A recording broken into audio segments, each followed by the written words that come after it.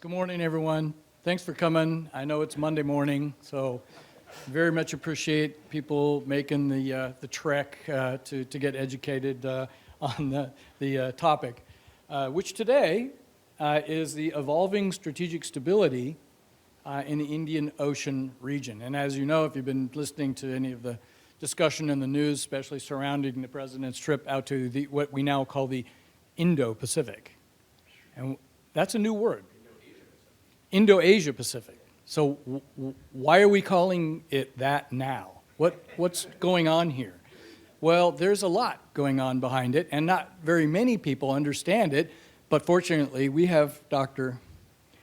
Drew Winter, who's coming to us from the Naval War College, and he is a specialist in this. In fact, he's the head of a group that is specifically studies this very thing. I think, what do you guys, you're calling it the Indian Ocean Study Group.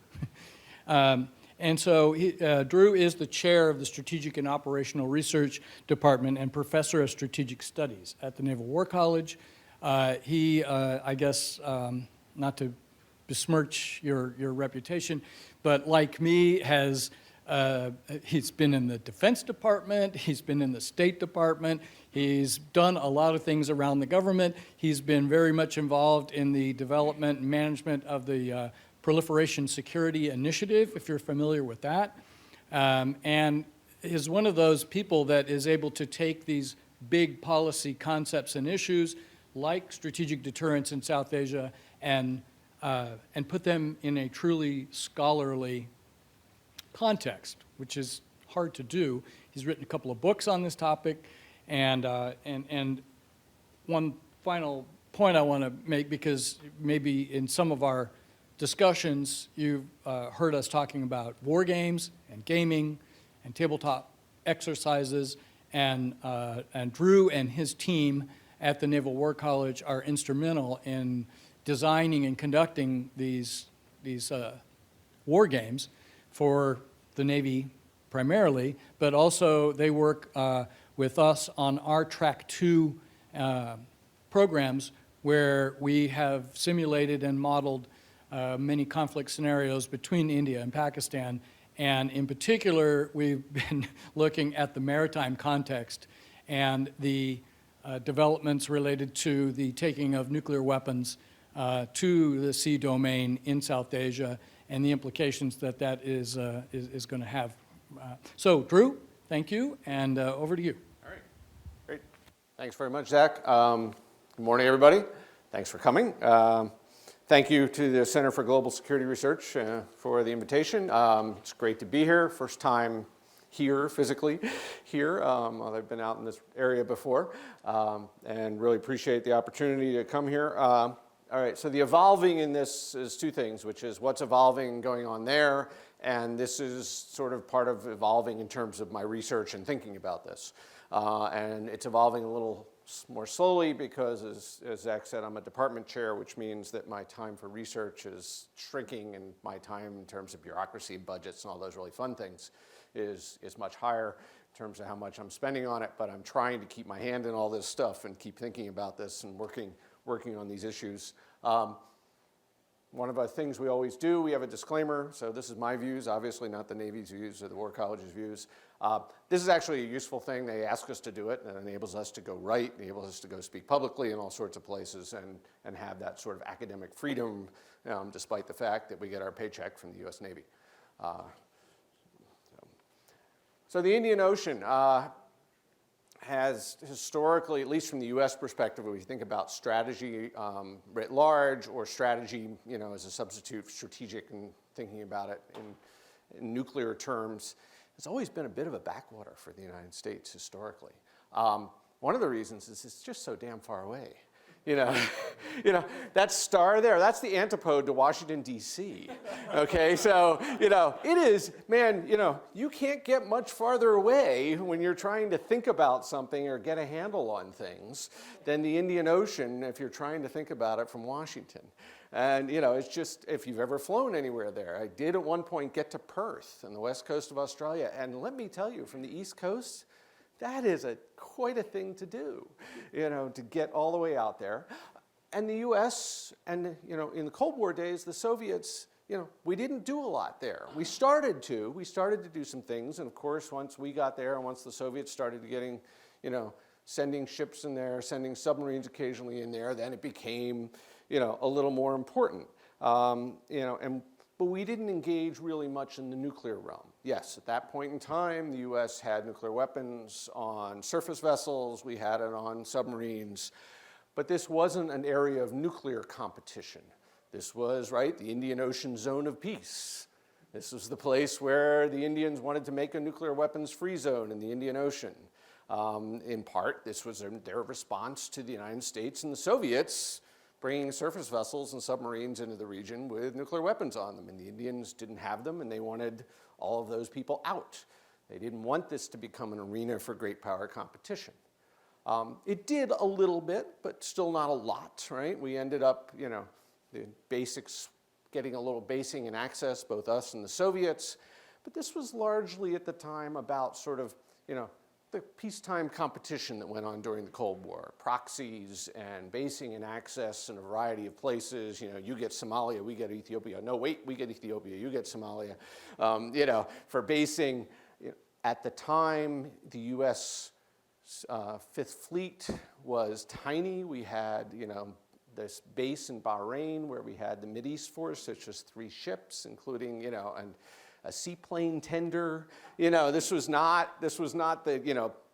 the Atlantic Fleet, this wasn't the Pacific Fleet, this wasn't where we did the big naval stuff, right? We were focused on the North Atlantic and the battle there in terms of reinforcing Europe. We were focused on Westpac and the Soviets in Vladivostok. We were thinking about how we were going to, in the 1980s, flood things up into the North Sea and the Barents Sea and take the fight to the Soviets.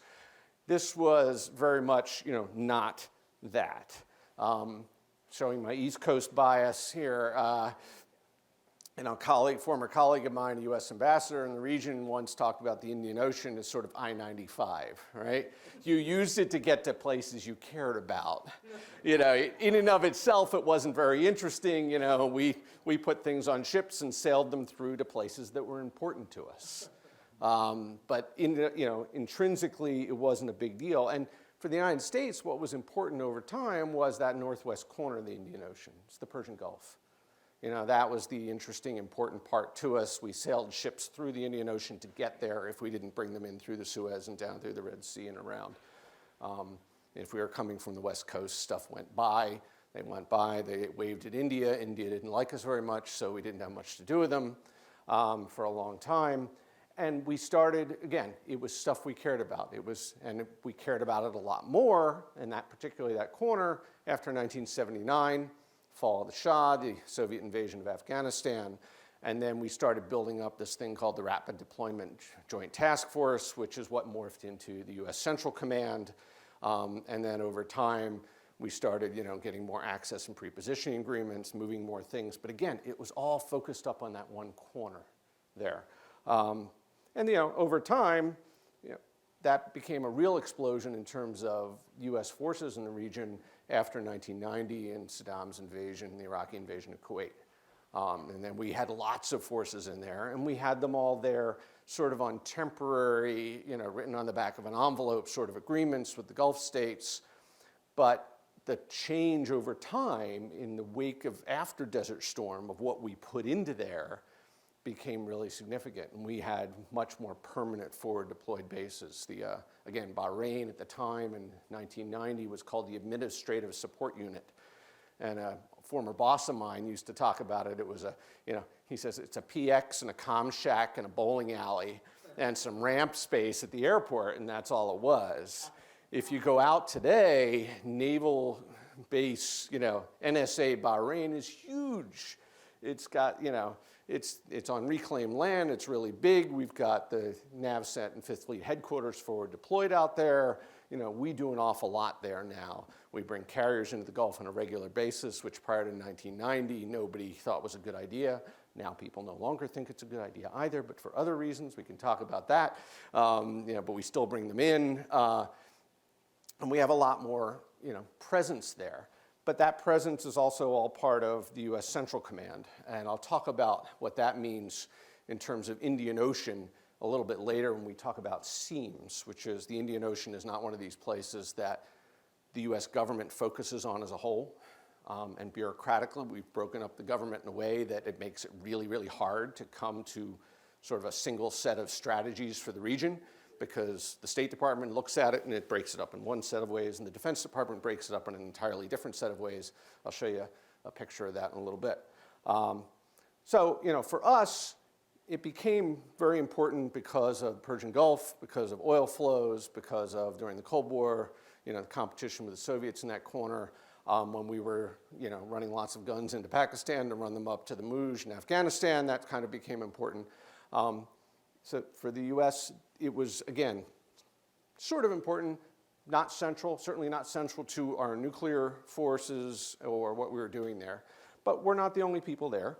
And, the nuclear weapons aspect of strategic has begun to get interesting there because we've got nuclear powers, relatively speaking, nuclear weapons states relatively new in terms of the declared capabilities anyway. Now we're talking close to 20 years on since the tests in May of '98 for India and Pakistan.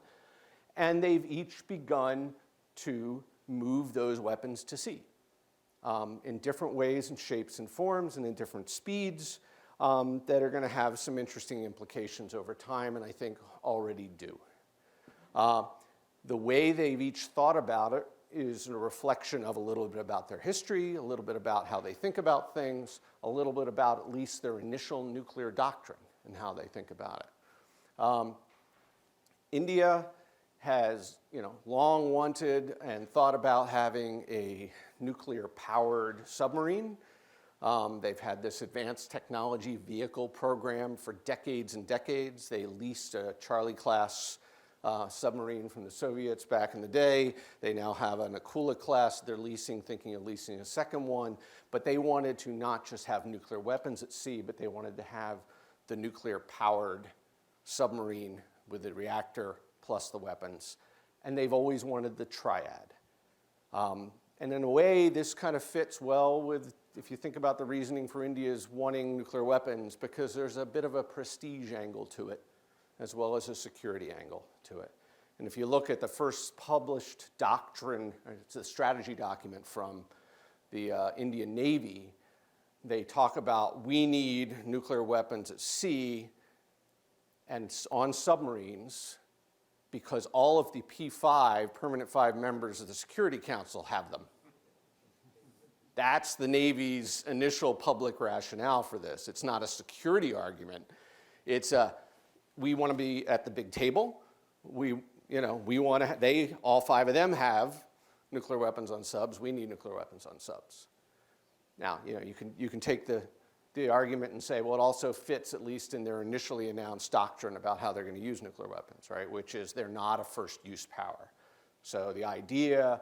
Traditionally, we've talked and thought about nuclear weapons on submarines. This is a secure second strike, right? Much more secure than land-based, perhaps, because of the inherent difficulty of finding things under the water. And India's talked about having even a leisurely second strike, an assured leisurely second strike. Don't worry, we will eventually get there and strike back. Submarines might, be useful for that. And they've taken a long time to get there. In India, when India and Pakistan both exploded their weapons, a lot of us, Zach and everyone else, was talking about the idea of an arms race. And somebody said, well, it's more of an arms crawl in South Asia because nothing happens really, really quickly. It takes a while for a variety of reasons having to do with internal politics and bureaucratics and all the rest for things to happen. And so things take a while. And also, for the Indian side, there's a policy choice here. Yep. Somebody else? Well, we're going to have a security scan. So, careful. Just cancel. There you go. All right, now we're going to go back. There you go. All right. Man, security is important. Good to have. So the Indians, they've been working on this advanced technology vehicle. They finally christened it the INS Arihant. That's their first nuclear-powered submarine. Now they kind of talk about it in the way they talk about a lot of the early stuff they do, which is a technology demonstrator, which is a great phrase used in Indian parlance, which means that the scientists came up with it, but they didn't talk to the military about the requirements. But they thought it was really cool and we can do all this stuff. And so it's not quite meshed quite there yet with that, what the military would actually like this thing to do. So the Arihant is supposedly inducted, to use that great South Asian word, into the armed forces. You know, it's part of the armed forces. It apparently is out there, you know, doing things.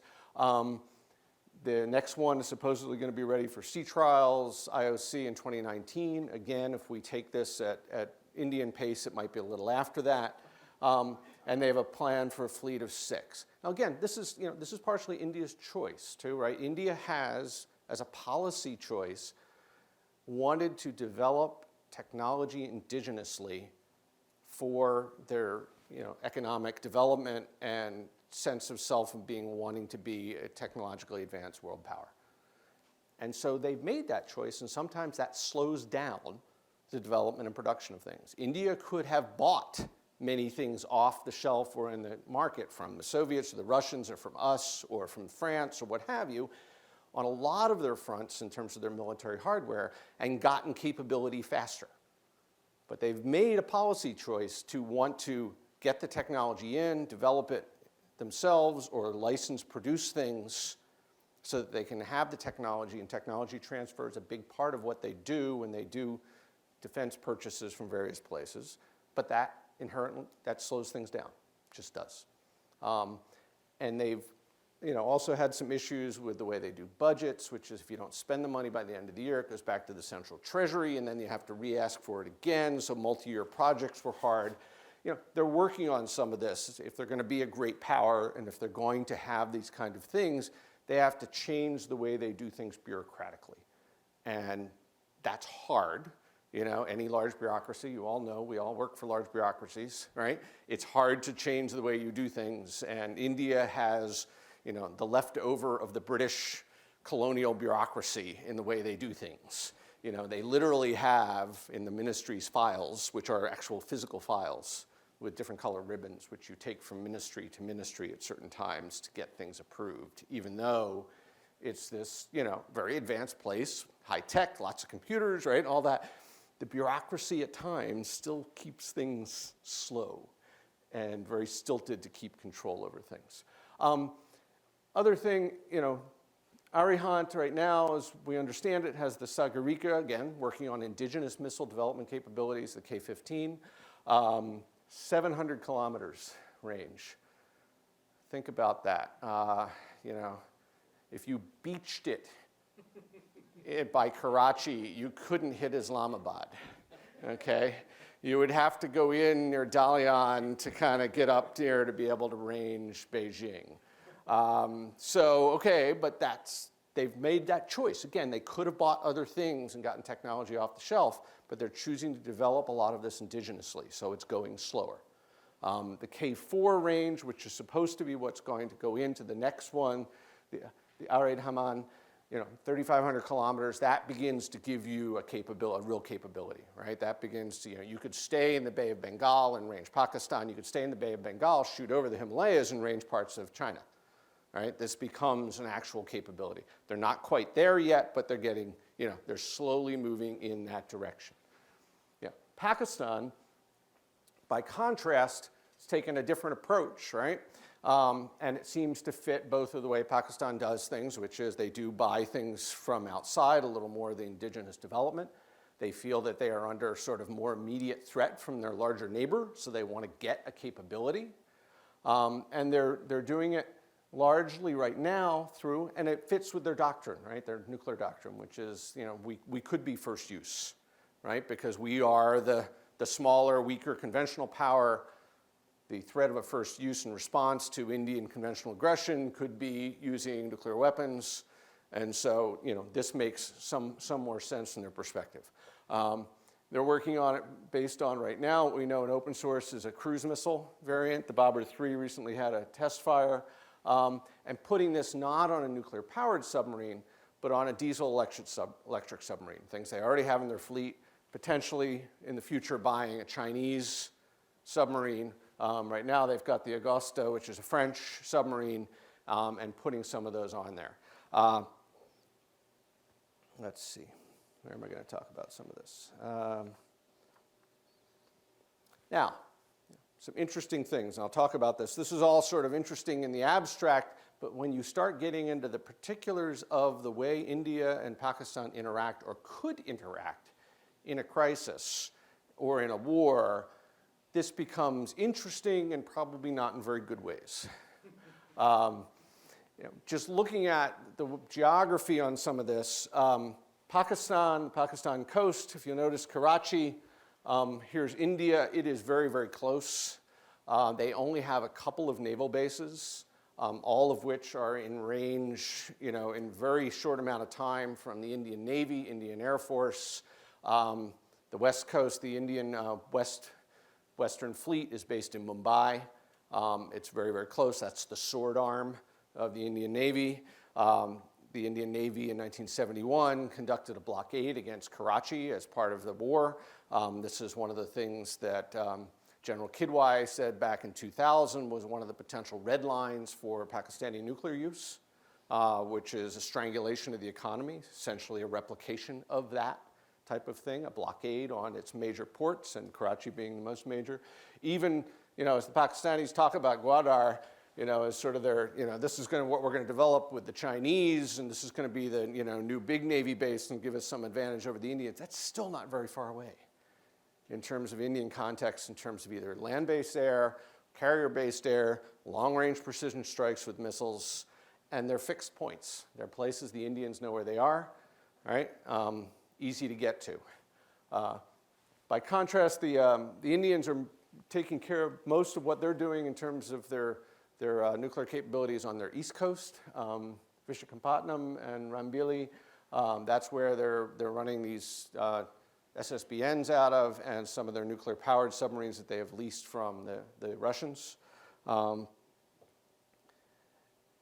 see.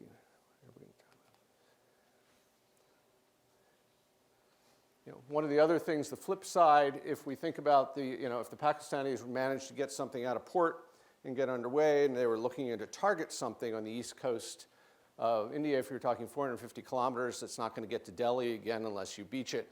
But you could see something like Mumbai as being a very tempting target. And that could be a target that could be seen as a counter-value target or a counter-force target, because I have done before. If you stand in Mumbai by the port and you look over and you see the famous Taj Hotel there, which was the subject of the terrorist attack, right? And you look that way, here's the Navy base. There's the Taj Hotel, there's the Navy base. So right in the middle of downtown Mumbai is the Navy base, which is the sword arm for the Western Fleet. And if you were going to do a counterforce, which would be the force that would be carrying out the blockade, which you said was a red line for nuclear use, you could see this as a tempting possible target. But it's not clear, and this is where we get into some interesting stuff, in the context of how a crisis would arise and how each side is going to operate their submarines, because we haven't had a lot of information yet. They're starting to get there. This is new. It's not clear that either are going to be operating them continuously, a continuous patrol, sort of like, we're not going to have something out all the time like the US did during the Cold War and the Soviets, right? So things may be in port when a crisis kicks off. And it's a question of how quickly can they get them out of port, and what would each side do in the context of a crisis like that. And for Pakistan, and for how India thinks about Pakistan, remember those submarines? Those are diesel-electric submarines. There's not a really large number. And they will be essentially indistinguishable from an Indian perspective about whether they're carrying nuclear weapons or not, because it's the same platform that would be going out and conducting conventional war against India's Navy. And if India's Navy decided it could have two choices. One, it could decide, what the easiest way to take out these submarines is, which are both a conventional threat and part of the nuclear force, is to hit them in port before they get out. So you have a, in a crisis, there's some temptation on the Indian part to hit first, to hit things in port, because the submarine is probably the most dangerous threat conventionally to India's surface fleet. Otherwise, India, in terms of its navy, is much larger, much more capable than the Pakistani navy, but Pakistan has got a couple of things it could do, and Pakistan historically has been very bold in their usage of their navy. You go back to 1971, again, it's the big referential war for both sides, but particularly for Pakistan, because this is when Pakistan got cut in half, right? Used to have East and West Pakistan. East Pakistan became Bangladesh, in part with the help of the Indians, and the Pakistanis never forget it. And they talk about it all the time as sort of, and if you look at Kidwise for nuclear red lines, for Pakistan, they're essentially the four things that India did to Pakistan in the 1971 war. I mean, they're parallel to it. But in 1971, one of the things the Pakistanis did was they sent a diesel-electric submarine, the Ghazni. They sent it all the way around to the east coast over to Vishakhapatnam, to here, which is a heck of a long way, in a small diesel boat, to try to sneak out and get the Indian aircraft carrier at the time and sink it before it came out of port. Now, like many things in South Asia, what really happened is subject to wonderful competing narratives. Right? If you ask the Indian Navy what happened, they detected the submarine and sank it. If you ask the Pakistanis what happened, there was some unexplained accident and explosion on the submarine, which could have been because they might have been laying mines, and they either did it wrong or they ran into one of their own mines they put out. But regardless, this is seen as a heroic effort on the part of the Pakistani Navy, against a much larger opponent and being very, very bold and going after, early on in a war, this high-value target, which at the time was the aircraft carrier. Now, right now, out of the East Coast ports are the Indian nuclear forces. And if you're the Pakistanis and you want to make a symbolic, early on strike, this might be something you might be thinking of. Again, back to what Zach mentioned is just one of the things we've done over the past couple of years with the two of us and some other folks, our colleagues at NPS and others. We've run a number of these Track 2 tabletop games with retired Pakistani Indian flag officers playing the roles, and we've forced them to fight one another. It actually wasn't that hard, but we pushed them into scenarios that would escalate and get them into a war. And almost immediately, one of the first things the Indian Navy does is they declare a maritime exclusion zone off the entire coast of Pakistan. Basically say anything that comes in there we can shoot and sink. So that would mean the civilian merchant fleet decides not to, so it's essentially a blockade. And then they basically have a free fire zone against the Pakistani Navy, including the submarines, which may or may not hold part of Pakistan's nuclear force, and may or may not be considered by the Pakistanis as very critical for second strike or escalation or what have you. And again, the Pakistanis, one of the reasons they might be thinking about cruise missiles and submarines and cruise missiles is they've talked an awful lot about Indian development of ballistic missile defense. Now, leaving aside how capable ballistic missile defense is and all that, the Pakistanis see it, of course, as much more capable than is probably the case. But the Indians are talking about having defense around Delhi and Mumbai from ballistic missiles. So cruise missile coming at things from a different angle than they might otherwise see from ballistic missiles from Pakistan might give the Pakistanis a greater confidence that they may be able to get some things through if they needed to. Again, in these war games that we've had, the Indians basically they want to sink the Pakistani Navy and use their navy to help pressure the Pakistanis from the seaward side. They want to blockade the ports. They want to get the Pakistani Navy. The other thing, when the merchant vessels leave or stop coming in there, it becomes easier to hunt the submarines. It's less noisy. There's fewer contacts. There's fewer things to have to work around. Now, I have been told, and I am not an expert on this, but I have been told that the Indian Ocean is actually a pretty hard ASW environment, anti-submarine warfare environment, in part because of the thermal layers in there, and it's relatively easy if you're trying to be quiet to, in a diesel electric, basically to stay right below certain thermal layers and become very hard to detect. Now, if that's the case, and you're the Indians and you know this, again, boy, that starts to sound like it's really a good idea to maybe hit things in the port before they go out, particularly if the Pakistanis don't keep everything on, a couple of things out on continuous patrol.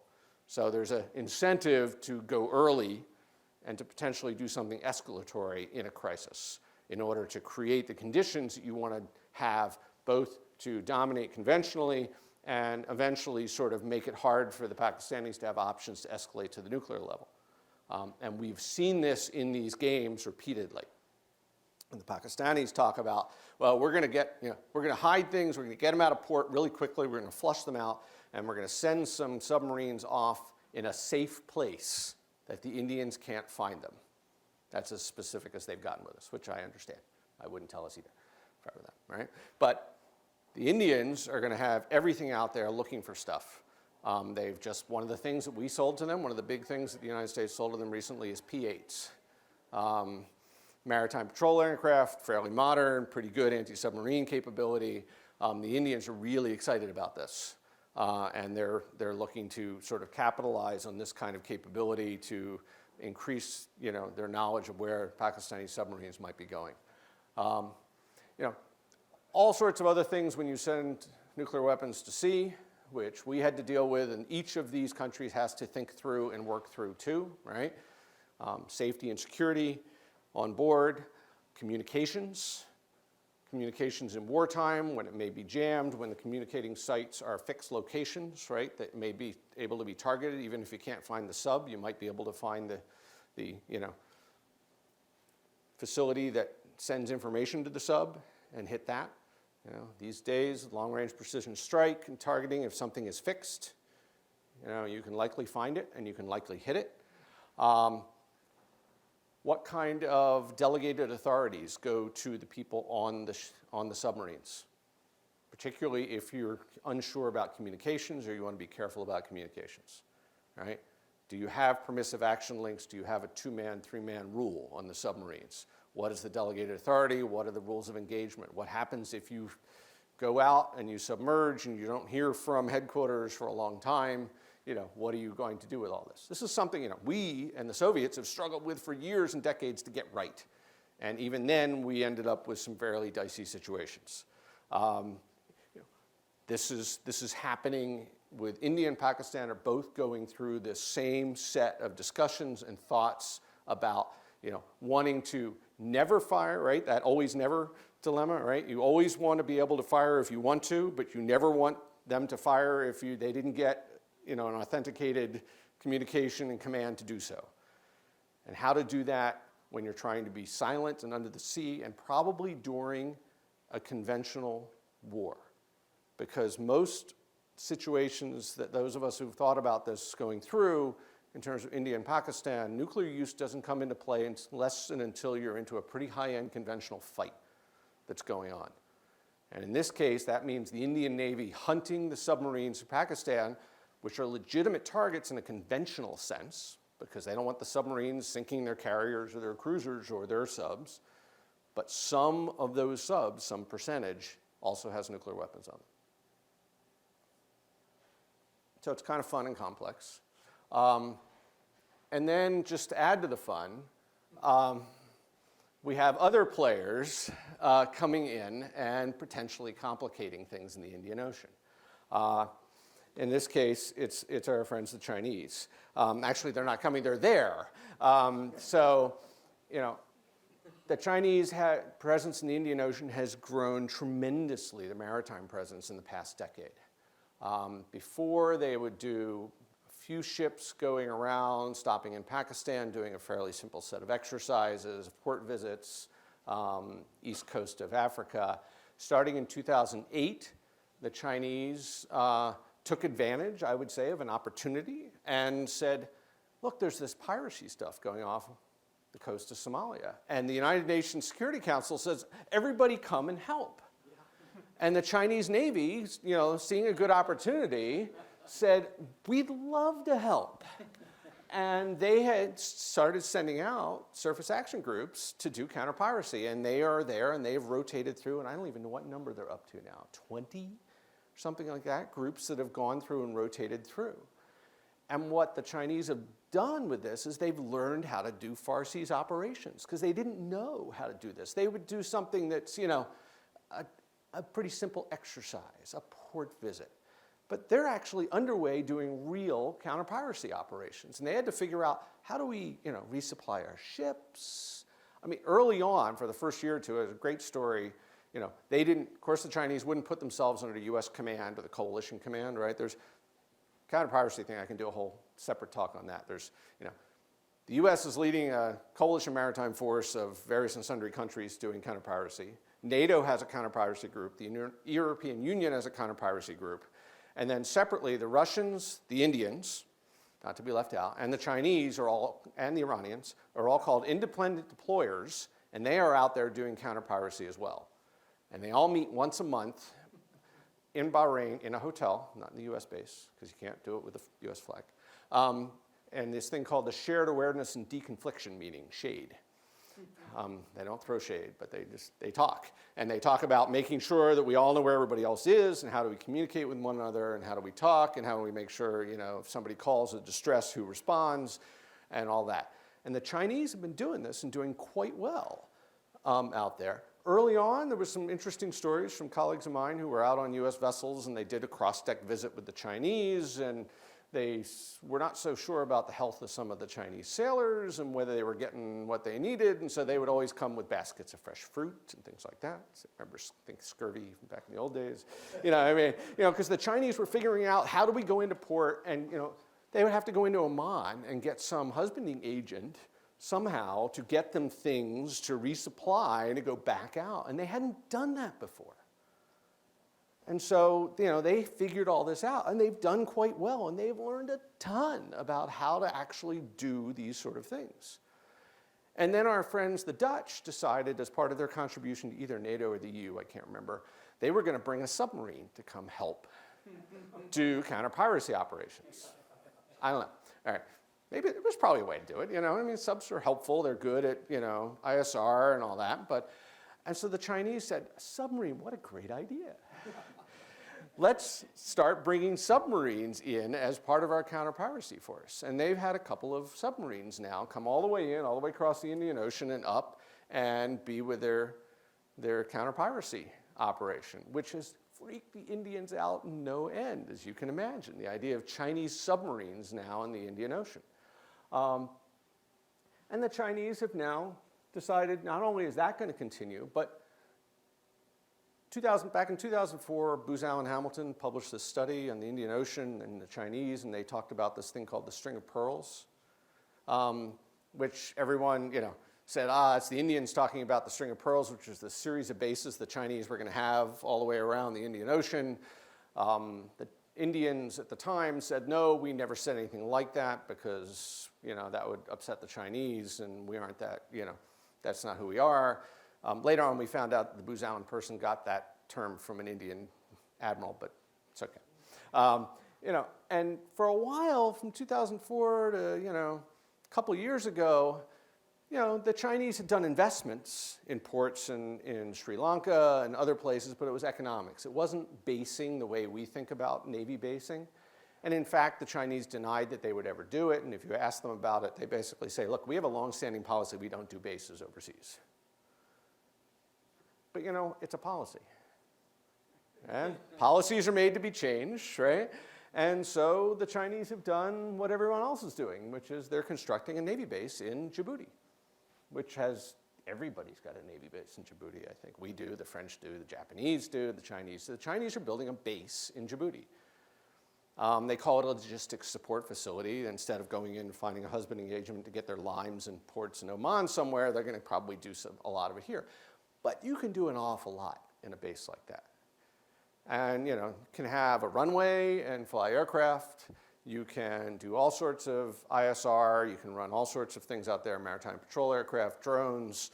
You can look and listen. We happen to be very nearby our base in Djibouti. So I'm sure we'll be listening to each other quite a lot. And, from the Indian perspective, this puts the Chinese a lot closer on a lot more permanent basis And their maritime patrol and long-range aircraft can range the entire west coast of India, including Mumbai, and the places that are important to the Indians. When you talk to the Indians about Pakistan, they will answer you and talk about the Chinese. All right? They see the Chinese behind everything in India. The Pakistanis, when they talk about the Chinese, say, yes, the Chinese are our all-weather friend, and they are always here, and they're going to be our supporter. Now, the Chinese go, there's a lot of history there of things that the Chinese have promised, and then when push came to shove with Indo-Pak things, they didn't quite deliver quite as much. And the Pakistanis tell you that, oh yeah, the Chinese are going to help us build up the port of Gwadar. It's going to be this, big deal base. There's some issues with Gwadar. First off, it's in Baluchistan, which is full of Baluch who don't like the rest of the Pakistani government. It's a long, long way from anywhere by road. So you can have a port there, but getting things in and then actually getting them somewhere where there's Pakistanis is a little more difficult. But the presence of the Chinese, both in terms of a rotational surface action group, now occasionally with submarines, learning how to do operations, now with a base, complicates how India and Pakistan think about each other and think about what they need to do in peacetime, in crisis, and potentially in a war. The Pakistanis are going to want to lean on the Chinese in a crisis. The Indians are going to be concerned about what the Chinese are doing in a crisis. Are they helping the Pakistanis? Are they passing them information? What do you do with that Chinese, fleet, that surface action group that's there? Do they have a submarine in there? What are the Indians going to do over time with the Chinese submarines when they come in? They notice something about them. They have these new P-8s. They want to start trying to figure out, and if the Pakistanis are buying Chinese submarines, wouldn't it be good to start figuring out how to track Chinese submarines in case the Pakistanis have them? Are they going to start having that kind of interaction?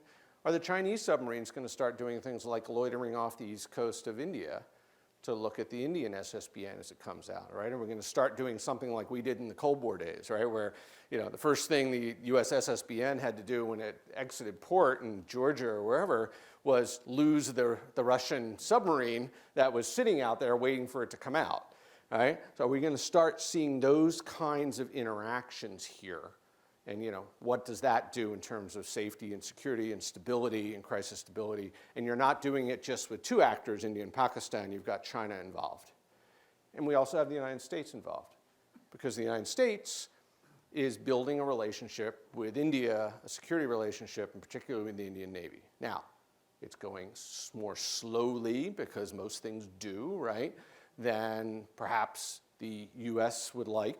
And the Indian Navy would like. Actually, the Indian Navy would like this to go faster. But if we have civilian control of the military in the United States, the Indians have it in spades. All right? The Indian Navy would like to do a lot more. The civilian minders slow everything down.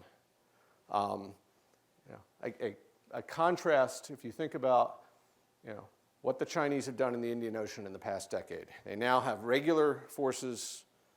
They're regularly operating, and they have a Navy base. It has taken the United States and India a decade to negotiate a thing called a Logistics Exchange Memorandum of Agreement, a LAMOA, which is essentially about a 3-page document that says if you come into my port or somewhere, or I come into yours, and I want to buy gas, this is the procedure for how we reimburse one another. That took 10 years to negotiate with the Indians. And we finally exchanged the last pieces of paper to do it just within the past month or two.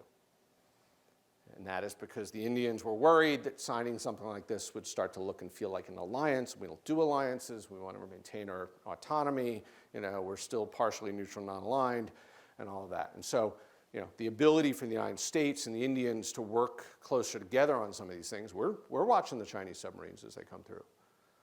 Sharing information with the Indians about that is hard, for a whole variety of reasons. Partially us in terms of our concern about what we share, and partially the Indians in terms of, again, their Navy would love to hear a lot more.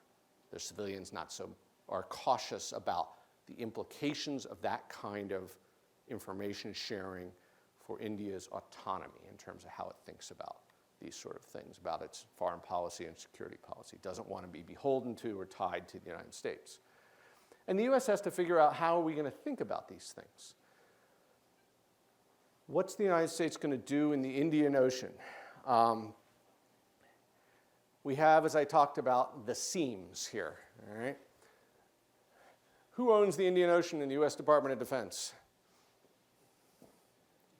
4 different commands. Actually, if you go way up in the Gulf of Eilat and you touch Israel, that's the European command, by the way. So actually 4.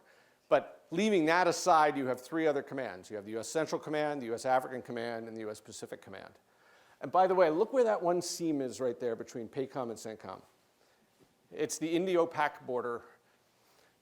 PACOM owns India, CENTCOM owns Pakistan.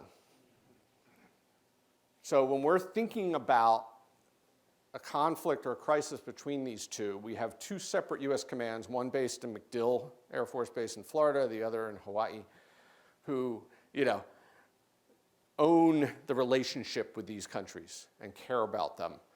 And getting those 2 together for staff talks is really difficult. We've tried. I mean, it happens occasionally, but actually that kind of coordination across those seams is hard. It's just bureaucratically difficult to do. I can put another map up that has the State Department, and they divide the world up entirely differently, by the way, just in case we wanted to actually have whole of government coordination on all of this. And the United States, when we're doing things, CENTCOM, again, CENTCOM's still worried about that part of the world. They're worried about counter-piracy. They're worried about Iran. They're worried about ISIS. They're worried about al-Qaeda and associated movements. They're worried about where the Saudis and the UAE are going and what they're doing. They're worried about Houthis and Iranians and stuff in Yemen. They are not thinking very much about Indo-Pak issues. The Pakistanis contribute forces to the US-led coalition maritime force that does counter-piracy. The Pakistanis have close relations with the Gulf Arab states. CENTCOM likes that. They think that's really useful. They talk to the Indians when the Indians come to the shade meetings, but they don't really want to get too close to the Indians because they don't want to annoy the Pakistanis, which help us with the Gulf Arab states.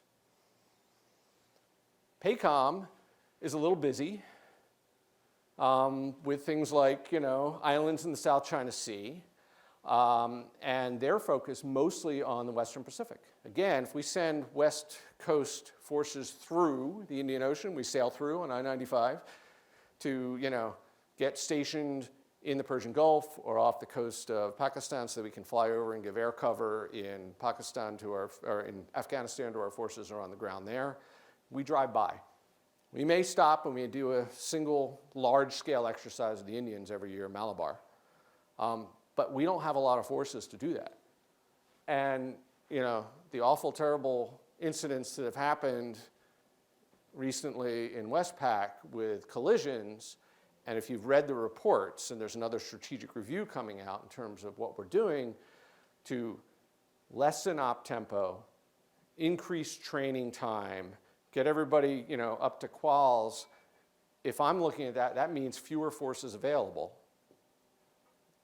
particularly in peacetime, to do these sort of interactions and have that kind of influence and care about that, unless and until we get a larger Navy, right? It just means that, what we have seen is that the Western Pacific forces and the forward deployed naval forces were used to death, if you will. And literally that resulted in the death of sailors because of, the lack of all the training and all the qualifications they needed to do.